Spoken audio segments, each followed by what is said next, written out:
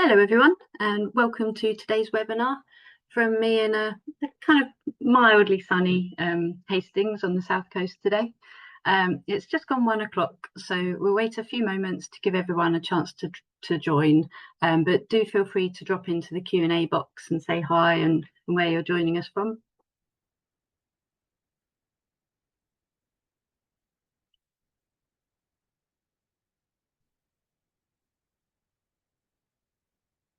Can see lots more people joining now.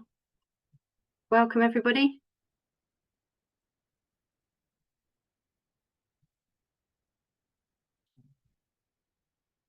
Okay, see. Hello, hi David from London. Hi Sylvia from Malvern. Very beautiful place.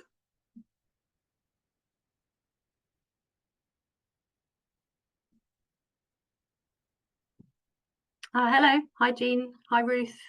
Hi Jean from the Ruth Winston Centre. Glad you could all join us today. So I can see lots more people joining, so I think we'll make a start now. So hello everybody, and welcome to our webinar, Dementia and Digital Adjustments That Can Help. I'm Annie Mannion, and I'm Digital Marketing Manager at AbilityNet, and I'll be your host for today's session.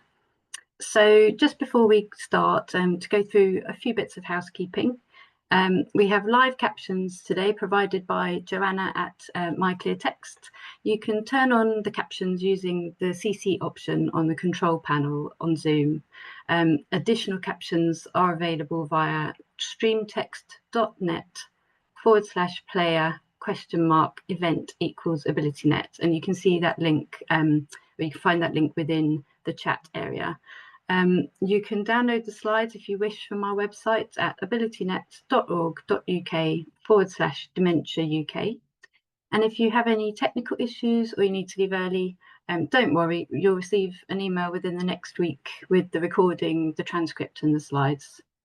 And we've posted some useful links that we'll be covering in the chat box for easy access, but the chat function is switched off for general use. So if you'd like to ask us any questions, do drop those in the Q&A instead.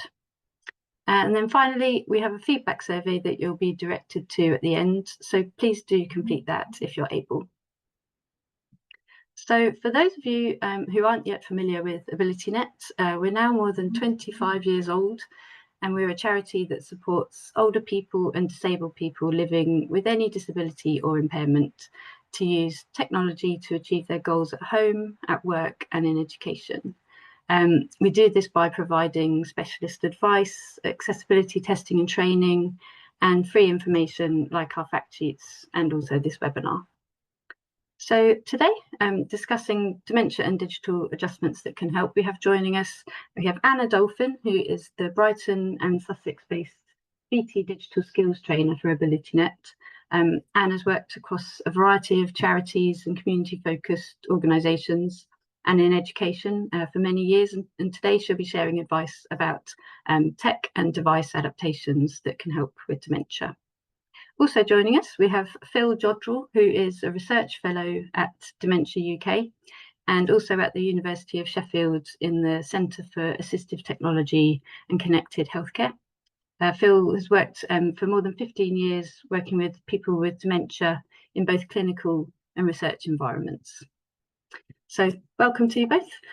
So just before Anna and Phil share their advice with you, I'm just going to start with a quick poll to find out more about you all here today. So I'm just going to launch that now. So can you tell us which tech have you found most useful or are most interested in trying if you're living with dementia yourself or if you're supporting somebody with dementia? So, for example, the options are video calling, so Zoom or FaceTime, reminder apps or smart calendars, entertainment, games or hobbies apps, digital tracking or safety devices, voice assistants, so that's, for example, Alexa or Google Assistant. And then the other options are, I haven't used any, but I'm interested, I haven't used any and I'm not interested, or not applicable. So I just leave it a few more moments for everybody to take part.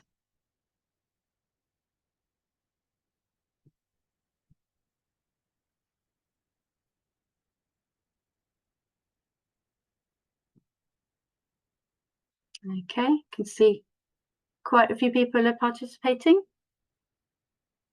Numbers going up a little bit.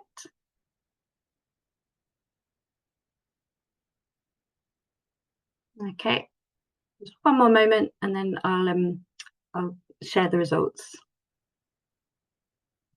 Okay, so sharing the results.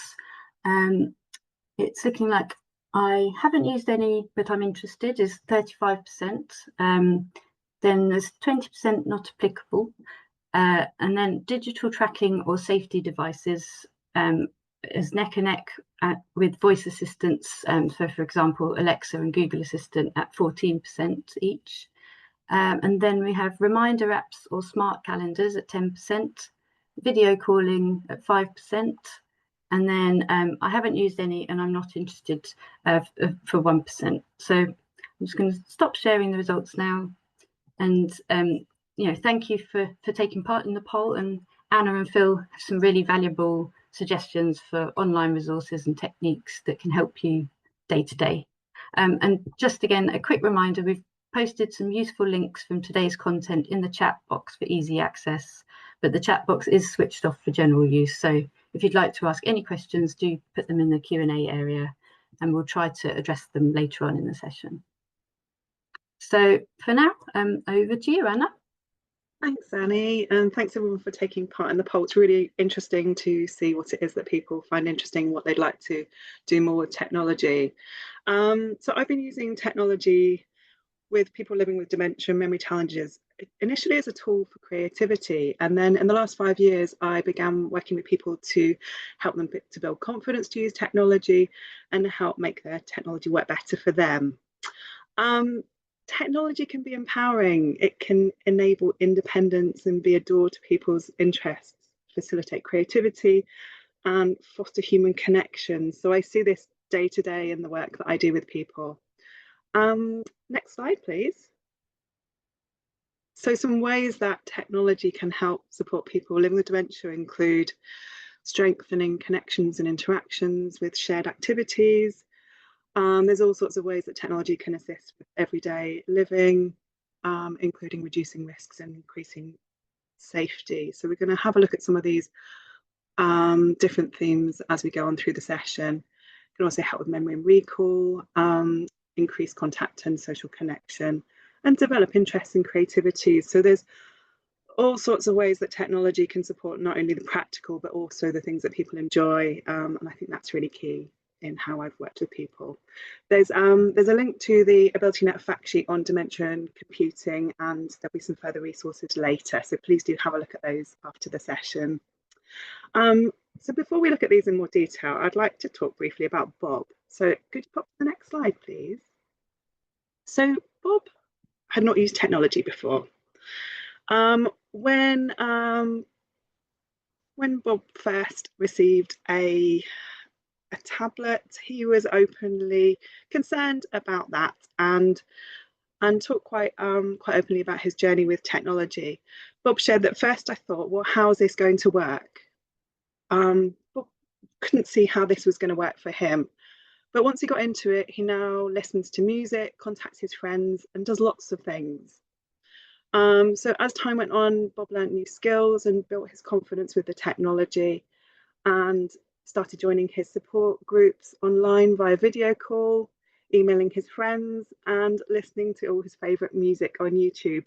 So Bob loves music and was so delighted that he could listen to it all from the touch of a screen. So it was really life-changing for Bob. I'd also like to share a little bit about Rachel and Brenda's experience with technology. So if you could pop to the next slide for me, please. So as a family, they'd gone from a world where, in their words, where everything was pen and paper. The daughter Rachel shared that embracing technology, it isn't just about convenience, it's about preserving independence and dignity. So Rachel shares, I've seen how tech has given mum a sense of empowerment and connection that I would never have thought possible. So Brenda, who is the mum, is now using technology for alerts for medication, booking appointments, and staying in touch with carers. support network for her daughter, and so their social network and support network has really expanded since their use of technology. Next slide, please. So Brenda, the mum, has now got a tablet, and she uses this to play games, which are great for her mind, shares Rachel. She uses Messenger, and she can call her grandkids whenever she likes. They shared the positive change that this has been for Brenda, and Rachel says of her mum, it's been remarkable, that it's been a real turnaround we thought we'd never see. So it's a really nice example of how technology not just supports the person living with dementia, but the wider family as well. And there's a link to read a bit more about Brenda and Rachel's story on the blog on the AbilityNet website. So please do, have a read of their story. Next slide, please. So learning to get the most out of technology for what interests or would help you or your companion can be daunting, and we're all learning as we go with technology.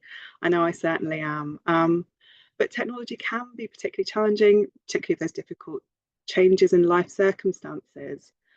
So there's research in June 2024 from the BT Group showed technology can play a crucial role for people living with dementia. It also highlights that more support and training would be beneficial to help carers build confidence to use technology with their loved ones. The research found that 2/3 of people who care for someone with dementia believe technology can enhance the quality of life for people, and that 40% of carers are unsure how to use technology with the people that they care for. So it's showing that there is a need for more confidence building and how to use technology to work for people. Next slide, please.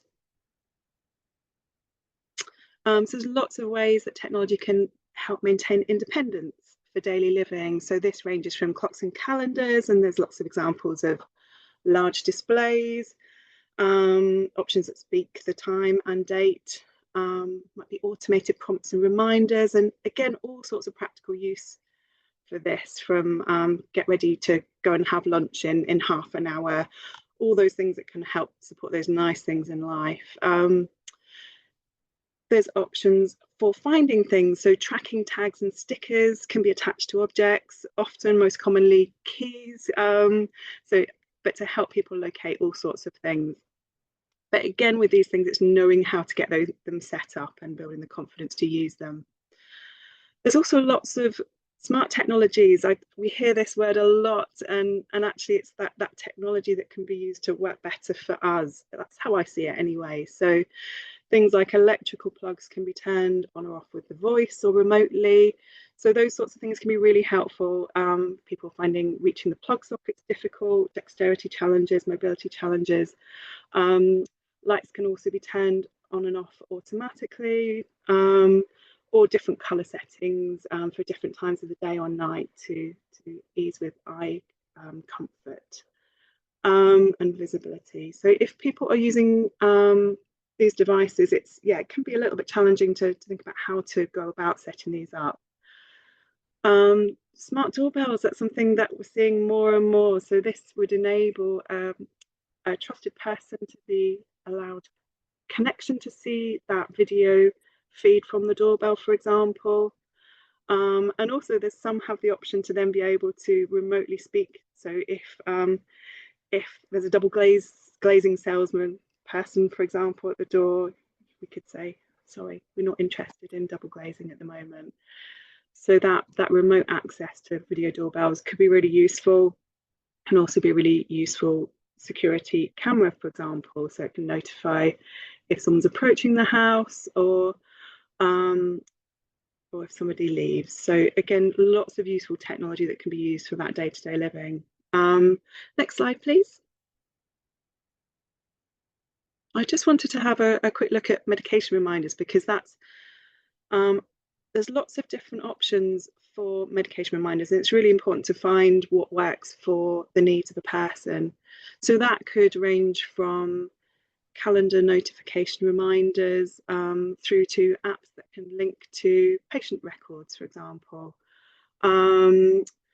Some have pill holders that will open at particular set times of the day, and some can also enable notifications to caregivers, so caregivers can find out if their companion has taken their medication or not. Also extends to the increased use of wearable sensors such as glucose monitors, which would alert if somebody has high or low blood sugar, for example. So lots of great ways that technology can support that health aspect of people's lives. Next slide, please. In terms of safety, again, this technology is really there to help with all sorts of aspects of people's lives. So the falls detection technology could be a pendant, but it can also be a discrete watch. And many smart watches, for example, have that falls detection built into it, as well as specific emergency SOS devices. And some of those might contact a care company, emergency services, and others can you can choose to have devices that contact chosen friends or family, so you can set those up so that your loved ones are informed if there's something has happened.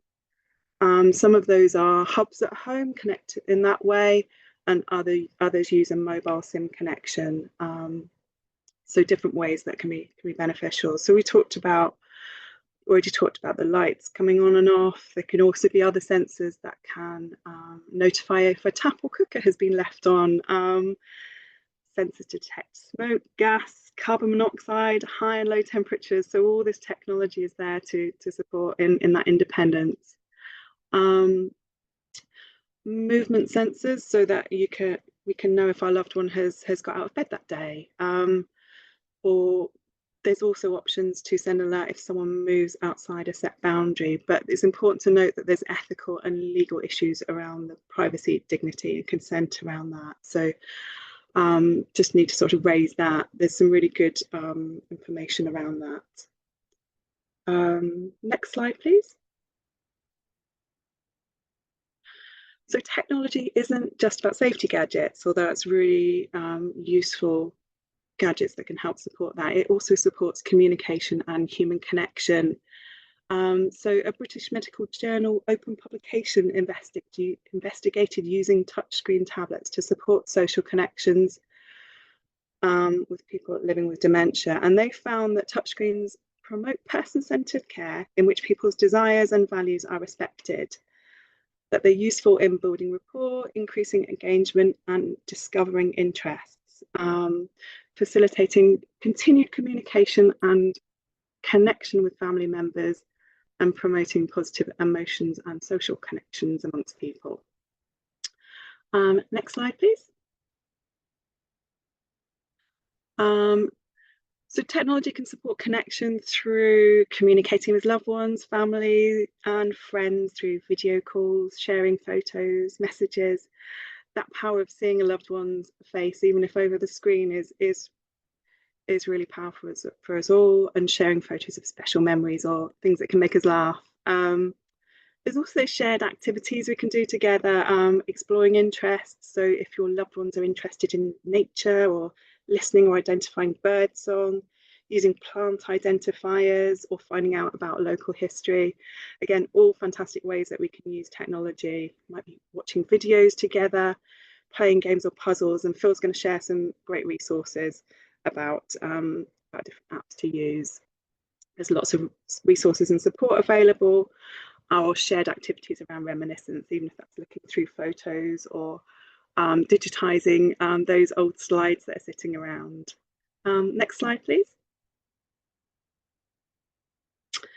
Technology is also a great tool to facilitate creativity, and that might be listening to music, but also playing music. There's some fantastic musical instruments that are playable, really expressive instruments that can enable that expressive music making, which might be a bit more challenging with conventional musical instruments, particularly the challenges around coordination, hand strength and dexterity. There's lots of great sensory and interactive apps. and painting and collage, again without needing to take all the paint pots tops off or clear up afterwards. And obviously taking photos, again, fantastic tool for that creative engagement. Next slide, please.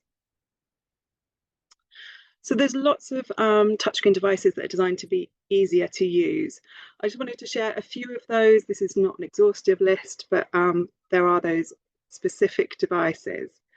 I've spent a lot of time working with people trying to set up touchscreen tablets to make them better and easier for them to use. So I wonder if you can just pop to the next slide, please, so we can have a little look at some of the ideas that might help with that. So different things work for different people, so it's important to try and see what works. So you might be using prompts, for example, so colour or tactile stickers to highlight power buttons. I'm a big fan of a paper step-by-step guide to keep with the device, but always avoid that tech jargon or language that we use with technology. Keep it as descriptive as possible and as visual as possible. People learn in different ways or absorb information in different ways. It might be a step-by-step voice prompt, but think about pace and repetition within that. Could also be a screensaver, so a screensaver of a cat, for example, and as you turn on the device, think about stroking the cat. So find different ways that work for people, and it's so different depending on each individual, of course. Next slide, please. My top tip is reduce clutter. Keep only the things used regularly on the home page and turn off notifications not relevant to people. There's some great options for what I would call app pinning or guided access, so where you can lock down a particular application on a smart device, or action blocks where you can create visual blocks, shortcuts or easy mode. So very visual things where you can see the name, see the face of the person you want to call and touch that to make a phone call, for example. You can also set it up as a communication device. So lots of ideas to explore. Next slide, please. Extend the sleep mode, increasing the text size, using select to speak options, increasing the screen sensitivity, and navigation gestures can be particularly challenging. But try different ways to control the device. Is that the stylus? Is it the voice? Lots of different options. Next slide, please. There's a great guide on different devices on how to use the voice and also voice to typing. So there's specific devices, but many systems have voice control built into them these days. I would encourage having a printout of the useful voice prompts that are helpful for people kept with the device. So if we just pop to the next slide, it will show us the My Computer My Way, which has got different ways to search for different systems, system versions, so even the older versions of operating systems, search by adjustment, condition and symptoms. So if you're looking to use your voice with a particular device, you can search on My Computer My Way, which is absolutely a fantastic resource. I go back to it again and again when I'm supporting people. Next slide, please. So do check out our dementia and technology resources on the website. There's more detail on some of the things we have covered today and more. So please do visit our website and have a look at those resources. Thank you. Thanks so much, Anna. Some excellent ideas to test out, and apps to download to share with others. And there's some contact information for Anna on the screen now, and you'll receive the slides in the follow-up email from the webinar. So next up, over to Phil. Thanks, Annie, and thank you for inviting me to talk today at this webinar. So yeah, I'm going to talk about the use of touchscreen tablet computers, specifically going more into what Anna was talking about just then, and going alongside some of her fantastic tips. So yeah, I'm Phil Joddrell. I'm at Dementia UK at the University of Sheffield. I'd just like to start by sharing some definitions, just to make sure before I go for the next quarter of an hour talking about apps and tablets that everyone's familiar with what those things are. So apps is short for applications, and this is basically software or programs on computers. most commonly mobile devices such as smartphones and tablet computers, which I'm going to come on to in a minute. So pretty much everything you do on these devices will be using apps. So whether that's listening to music, looking at photo albums, accessing email or the internet. Next slide, please. And tablet computers. So again, these are devices, mobile devices with a touch screen. They range in size, but they tend to be bigger than a smartphone, smaller than a computer, and they are filled with those apps we've just been talking about. Next slide, please. So why tablet computers? Basically, in relation to people with dementia, it's well established that there's a need to create opportunities for independent activity. So often when they do sort of research priority setting processes, independent activity is something that comes up as a priority for people.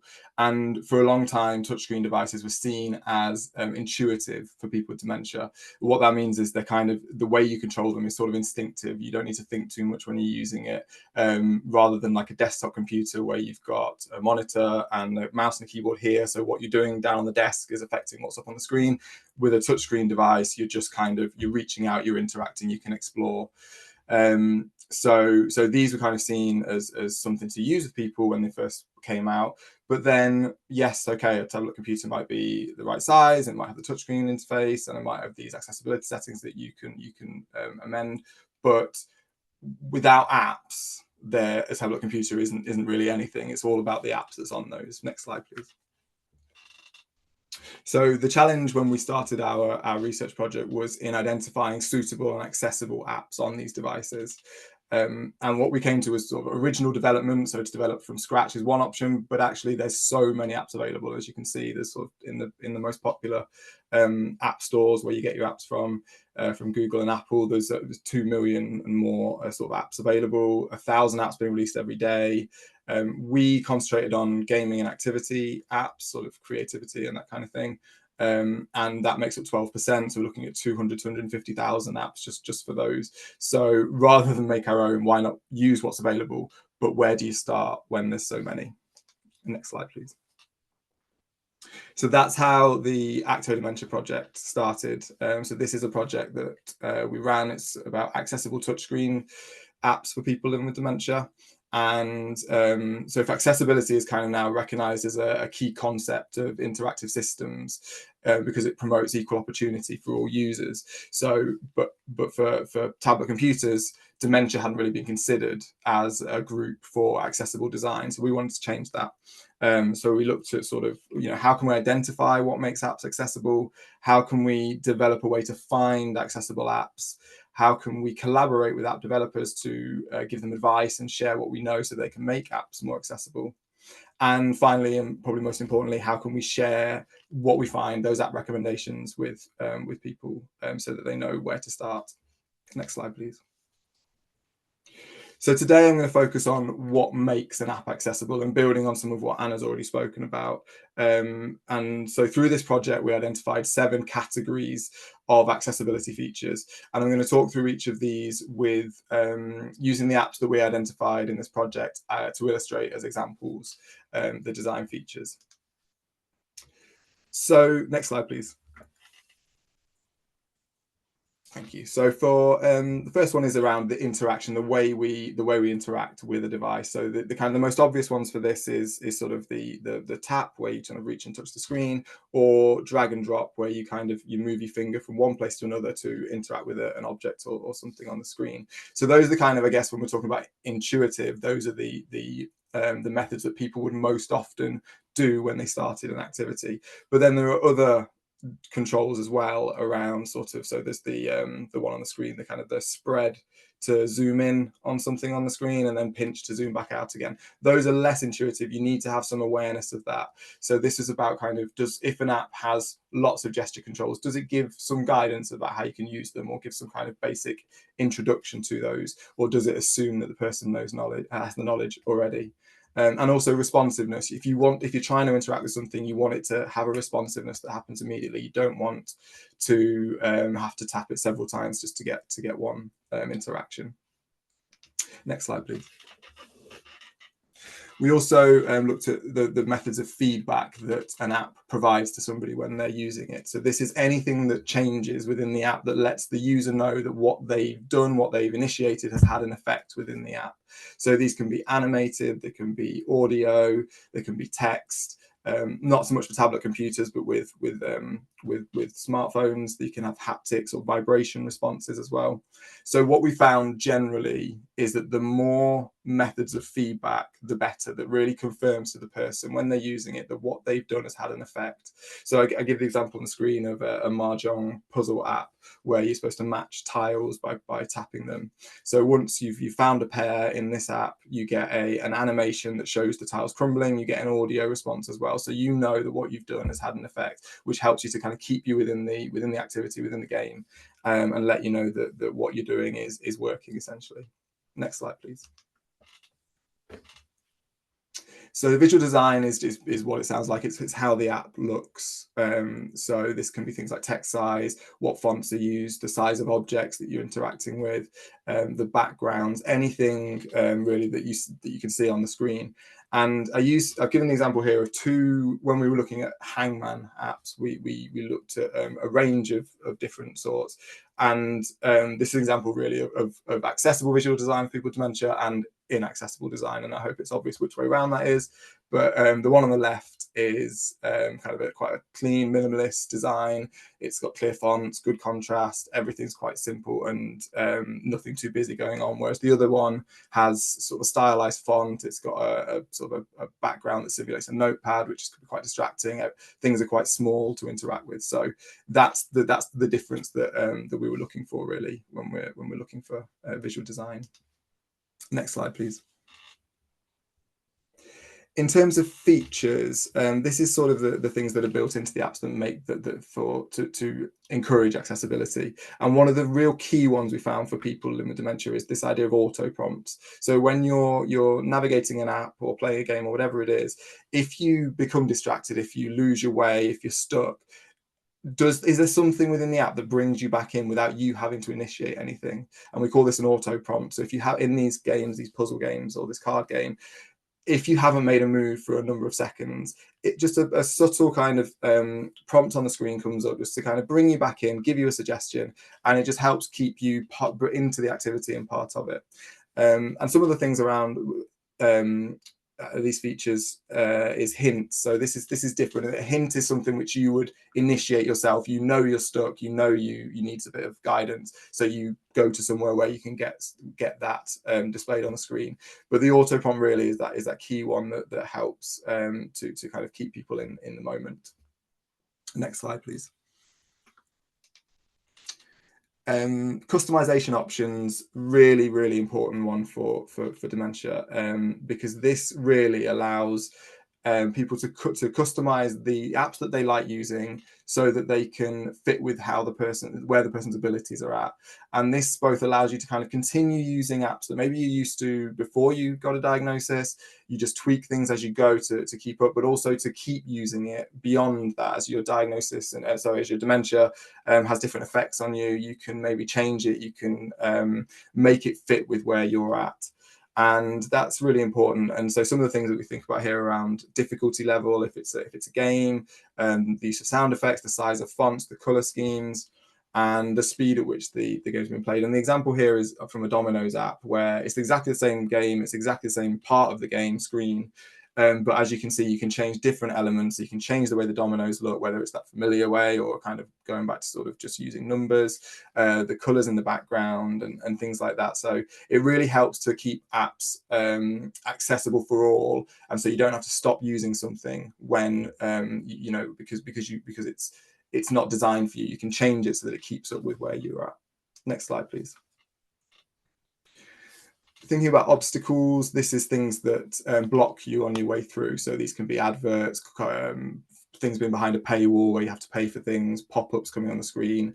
And we don't just kind of go with adverts are bad and that means that we won't recommend them, because obviously the apps that are supported by adverts are often free and cost is an issue. So there's that balance of how the adverts are portrayed and how much of a distraction they are. Next slide, please. And age appropriateness, when tablet computers first sort of came out about sort of 10, 12 years ago, there was this kind of idea that people with dementia were using them, and people were recommending games that they thought were simple but were actually designed for children. And so that was kind of the initial response. So what we did very much was looking at, no, these games might be simple, but they're not designed for adults. So what we look at whenever we're looking for apps and rating apps is, are they designed for adults? Do they have the right kind of they're not got childlike design features, they've not got these sort of childish characters and music and things. So this example on screen is of two puzzle apps doing exactly the same thing, but one is designed for adults and one was designed for children. And obviously we would only go with the one designed for adults. Next slide, please. So the way we share all these recommendations of the apps that we find is through a website called actodementia.com. You can see all the apps that we feature listed by genre, by category, or by its features. And we have a page for each to kind of do through the pros and the cons of the apps, and also to recommend settings for if you're using it for the first time. This is a free resource. There are no adverts on the website. We're completely independent, and we don't get any money for people following our links through to the app stores. But we have worked with some of the app developers of the apps that are on there to kind of encourage them making their apps more accessible. And that's kind of why some of them are featured, because they've made some changes and made them more accessible for dementia. And really the main point, oh sorry, next slide please. Really, the main point of the website is to provide a catalogue of apps for people living with dementia or people working with people with dementia, so that if you get a tablet computer, you can customize it and make it your own. It's not to say that these apps are going to work for everyone who has dementia, but to offer people choice. So one tablet might look one way for one person, and another tablet might contain a whole different suite of apps and look different for another person. I'd like to finish just by acknowledging the role that the members of the public had in our work. So from the design of the logo, excuse me, the way the website looks, the apps that we feature, and the way in which we introduce the tablet computers to people during our projects, or when we're sort of demonstrating them in public events. So we've had loads of involvement, and we're very grateful to everyone who has supported us. Next slide, please. So yeah, thank you for listening. I think we'll have a little bit of time for questions now, as Annie said, but if you have any questions for me, I'd be very happy for you to get in touch by this email address. Thank you so much, Phil.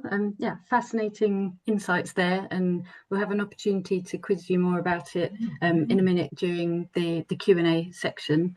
And just before we move on to the Q&As, I just wanted to share some information about AbilityNet's partnership with BT Group, and that's to help older people and disabled adults master the digital world. So as part of this, we're offering free in-person digital skills sessions to older people and disabled adults in London, Birmingham, Glasgow, Edinburgh, the east coast of Scotland, Stoke, Preston, Brighton and Hove, in Anna's patch, Newcastle, Cardiff and surrounding areas. You can register for those at abilitynet.org.uk/BT Digital Skills. And the sessions that are offered are things like staying safer online, using your phone or tablet, social media, booking medical appointments and banking online, and lots more. So do get in touch. And if you don't live in those areas outlined, please do give us a call on 0300 180 0028. And you'll get information about how to contact us in your follow-up email as well. And we'll try to help you connect with a local tech volunteer out of those areas too. And then we also have a range of bite-sized learning videos on our YouTube channel. So that's a selection of topics, including an introduction to AI, staying safer online, and loads more. So do check those out. So now I'm sure you've all got a lot of questions you'd like to ask Anna and Phil. So do pop those in the Q&A window, and we'll answer as many as we can before the end of the session. So just kicking off with a question from Fiona. I think you mentioned some of the options that you could choose, but what are the apps to run on if a person with dementia cannot master their smartphone? So I think you've highlighted some of the voice control options. And then I have a follow-up question from Jock about the voice control options. So I don't know if either of you wanted to jump in on that one. Might be one for Anna. I think you're on mute at the moment. Oh, I am. Yes, yes. I like to do a demonstration of figuring out technology. Yeah. So some of the ways to simplify perhaps what the apps are sort of doing as well. So something like guided access on the Apple tablets. Just looking back on my notes, and there's an Android sort of equivalent. I think it's called app pinning. There's also the action blocks that I mentioned. So ways to just make things that you, as Phil said about that touch and the very intuitive way that you touch a tablet. So seeing something very visual like that can be quite helpful for the action blocks. So some of those kinds of tools can be really helpful. Again, it's sort of getting that set up so that it's as simplified as possible in terms of the interface of the tablet. Yeah, well, if that's something of interest, depending on your location, it's something that one of the BT Digital Skills trainers might be able to help you with. But also, if you do get into contact, we can connect you with one of our tech volunteers to help with that setup. A connected question on this is from Jock, and this might be something that you've had some experience with, Phil, about is there any research that's been done on the use of voice versus touch by people with dementia? I'm not aware of any research on it, to be honest. I know there's quite a lot around sort of the voice commands for smart the sort of digital assistant devices, like Anna mentioned, and interacting with those. I've not seen the direct comparison between touch and voice on devices that can use both. It's a really interesting concept, though. I guess it would go back to the idea of that intuitive nature, and maybe touching a device like a tablet computer is the more intuitive way than speaking to it. But again, as digital assistants become more familiar to people, that method of control might be something that kind of takes over, or at least runs alongside. So I think it's a really interesting concept, and I'm always looking for research ideas for the future. So I'll bear that in mind. Yeah, that relates. You mentioned about the tablets being all in one place, so not necessarily needing to look into different areas. But are there any devices that you're aware of that take the different individuals' needs and preferences into account? And that was a question from Caroline. So in terms of sort of tablet computers that are designed more for people with cognitive impairment, is that yeah, more slightly less with fewer features, I think, was possibly the suggestion from the question. Sort of intuitive, straightforward. Yeah, there's certainly some things. I think one of them was in Anna's slides around, was it Comp? I've come across Comp before, which is specifically designed for video calls. So that's all, that's what it does. It's there on you wherever you choose to place it in your home. And with one touch, you can initiate and receive and answer video calls. So I think there are individual devices that do particular tasks, and there's phones which literally only phone people. But yeah, I think it would just be cherry picking what it is that would be most beneficial for a person. Anna, you might have more examples than that. Yeah, there was a few on the slide, and it's tricky because it is some devices work better for some people than others, and it depends sort of what needs limiting. One thing that's come up with the certainly with the touch screen is the sensitivity around people's touch and the conductivity of people's touch. That some of those devices have been designed to be more sensitive to touch. And sort of balancing that, just coming back to the previous question, balancing that touch versus voice around what works for each individual. It's so unique to each person in terms of what works for them. So trying those things out. But yeah, those, as Phil mentioned, yeah, some of those devices are just for video calling, and some of them have those, the option for apps or applications as well, that often have that simpler interface. Yeah. Thank you. And then just a final question that was sent in beforehand. Are there any suggestions that you might have for how to persuade maybe reluctant relatives or friends or people that maybe you may be working with about the benefits that might might be achieved from using tech if they're scared or unsure or reluctant. Any highlights that you can suggest?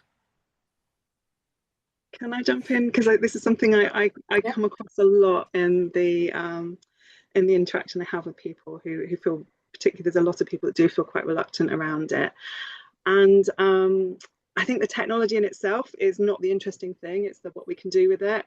So actually sort of seeing, we can see your loved one who lives at the other side of the world over a video screen. So giving those very sort of tangible real world examples of those really nice things that we can do with technology. Looking at somebody's interests, if somebody is interested in, I talked about music or gardening, so really seeing that happening rather than it being about the technology itself would be my advice on that. Phil, have you got anything to just to say? Yeah, I mean, absolutely, I echo that, but I think as well, when I first started doing this research with tablet computers, it was when they just come out, and I worked with, I think, 66 people for the projects we did, and all of them had never touched a tablet computer before. They'd never used one before.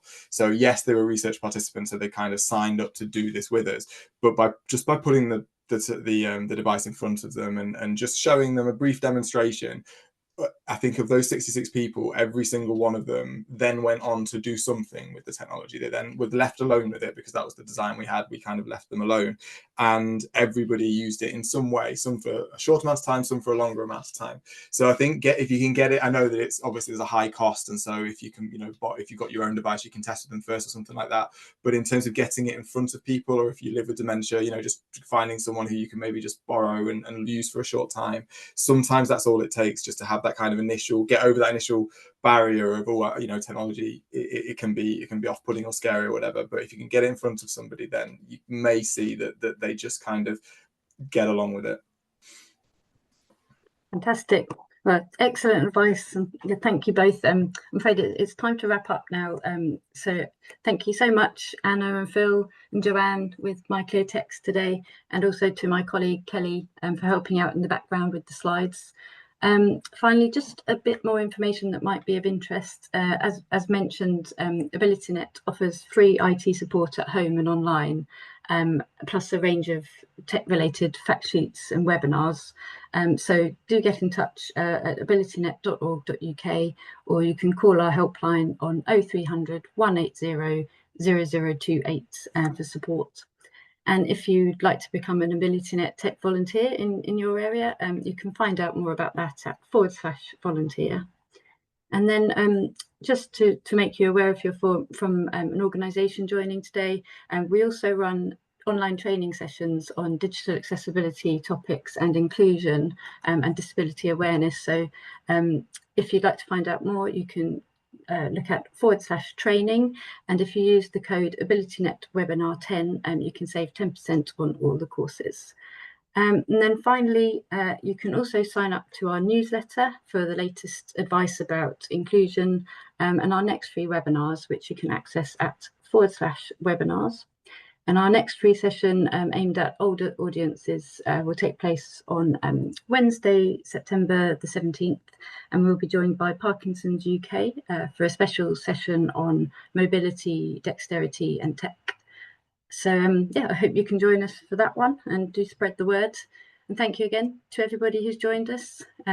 Please do complete the feedback form, and we'll be in touch soon. Bye everyone.